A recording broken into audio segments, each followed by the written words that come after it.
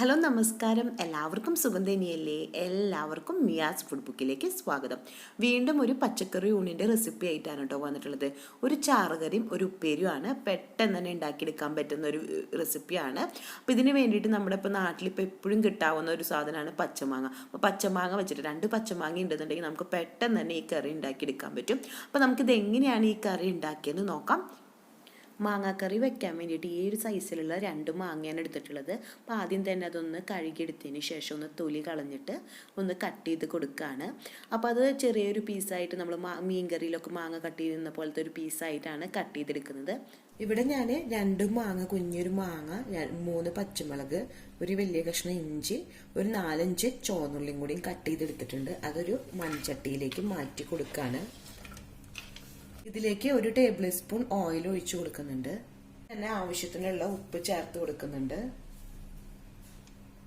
1/4 teaspoon മഞ്ഞൾപ്പൊടി, 1/2 teaspoon മുളകും പൊടി, അതേപോലെ തന്നെ വൈറ്റ് വിനീഗറും കൂടി എടുത്തിട്ടുണ്ട് 1 ടേബിൾ സ്പൂൺ. അപ്പോൾ ഈ വൈറ്റ് വിനീഗർ ചേർത്ത് കൊടുക്കുന്നത് എന്ന് വെച്ചിട്ടുണ്ടെങ്കിൽ മാങ്ങ ഉടഞ്ഞു പോവാണ്ടിരിക്കാൻ വേണ്ടിയിട്ടാണ്. 1 ടേബിൾ സ്പൂൺ അതും ചേർത്ത് കൊടുത്തിട്ടുണ്ട്. ഇനി കൈ വെച്ചിട്ട് നന്നായിട്ടൊന്ന് മിക്സ് ചെയ്ത് കൊടുക്കാണ്. അപ്പോൾ ഈ മാങ്ങയിലേക്ക് ഈ ചുവന്നുള്ളിയുടെയും ഇഞ്ചിയുടെയും വിനീഗറിൻ്റെയും അതുപോലെ ഉപ്പും മുളകും എല്ലാം പിടിക്കാൻ വേണ്ടിയിട്ടാണ് ഇതുപോലെ ഒന്ന് മിക്സ് ചെയ്ത് കൊടുക്കുന്നത്. നന്നായിട്ടൊന്ന് മിക്സ് ചെയ്ത് കൊടുക്കാണ്.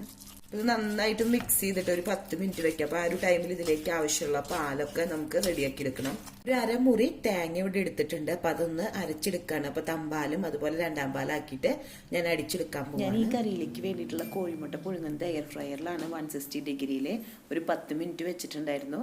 അതിനുശേഷം അത് ഓഫായി കഴിഞ്ഞിട്ടുണ്ടെന്നുണ്ടെങ്കിൽ ഞാൻ ചൂടാറി കഴിഞ്ഞാൽ തൊണ്ട് പൊളിച്ച് കഴിഞ്ഞാൽ നല്ല പെർഫെക്റ്റ് ആയിട്ട് കിട്ടാറുണ്ട്.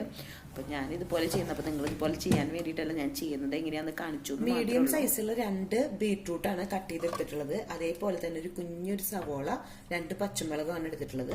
ഈ സവോളയും അതുപോലെ തന്നെ പച്ചമുളകും ഇതിലേക്ക് ചേർത്ത് കൊടുക്കണം. അതുപോലെ തന്നെ ഇതിലേക്ക് ആവശ്യത്തിനുള്ള ഉപ്പ് ചേർത്ത് കൊടുക്കുന്നുണ്ട്. മഞ്ഞൾപ്പൊടി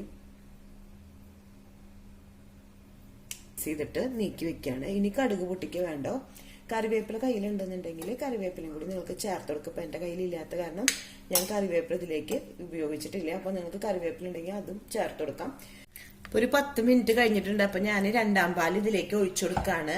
അപ്പൊ തമ്പാല് ഞാൻ ഇവിടെ നീക്കി വെച്ചിട്ടുണ്ട്. അപ്പൊ 2-ാം പാല് മൺചട്ടിയിലേക്ക് ഡയറക്റ്റ് ആയിട്ട് തന്നെ ഒഴിച്ചു കൊടുക്കാണ്. അപ്പൊ ഇതൊന്ന് മിക്സ് ചെയ്ത് കൊടുക്കാണ്. ഇതിലേക്ക് ഒരു നുള്ള് കുരുമുളക് പൊടി ചേർത്ത് കൊടുക്കുന്നുണ്ട്. ചട്ടി ഒന്ന് ഓണാക്കി കൊടുക്കാണ്. ഒരു മീഡിയം ടു ലോ ഫ്ലെയിമിലാക്കിയിട്ടാണ് വെച്ചു കൊടുത്തിട്ടുള്ളത്. അതേപോലെ തന്നെ ഒരു നുള്ള് നല്ല ജീരകത്തിന്റെ പൊടി ചേർത്ത് കൊടുക്കാണ്. കയ്യിൽ വെച്ചിട്ടൊന്ന് ഇളക്കി കൊടുക്കുന്നുണ്ട് കേട്ടോ. ഇതൊന്ന് തിളച്ചൊന്ന് വരട്ടെ. അപ്പൊ മാങ്ങയ്ക്ക് അധികം വേവില്ല. അപ്പൊ നന്നായി ഒന്ന് തിളച്ചു വരുമ്പോഴേക്കും നമ്മുടെ മാങ്ങ വെന്ത് വരും. അപ്പൊ മാങ്ങ ചെറുതായി തിളച്ചു തുടങ്ങിയിട്ടുണ്ട്. അപ്പൊ അതൊന്ന് ഇളക്കി കൊടുക്കുന്നുണ്ട്.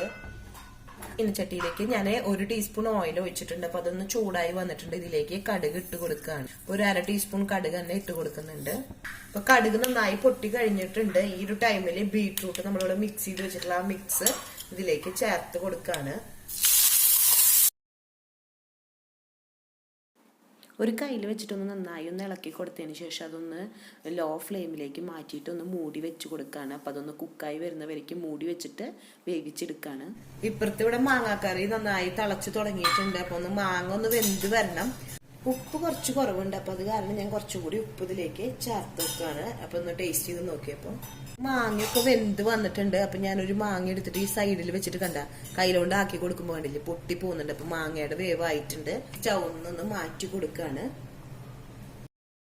ഒരു 1.5 ടേബിൾ സ്പൂൺ തന്നെ ഓയിൽ ഒഴിച്ചിട്ടുണ്ട്. അപ്പോൾ ഓയിലൊക്കെ നന്നായി വരുമ്പോൾ വെളിച്ചെണ്ണയാണ് പൊടിച്ചിട്ടുള്ളത്. അപ്പൊ നന്നായി ഒഴിച്ചിട്ട് ഉള്ളി കാച്ചുമ്പോഴാണ് കുറച്ചും കൂടി ടേസ്റ്റ് ഉണ്ടാവുക. ഇനിയൊരു സവോളയുടെ ഒരു പകുതിയാണ് എടുത്തിട്ടുള്ളത്. അല്ലാന്നുണ്ടെങ്കിൽ ചുവന്നുള്ളി എടുക്കാം.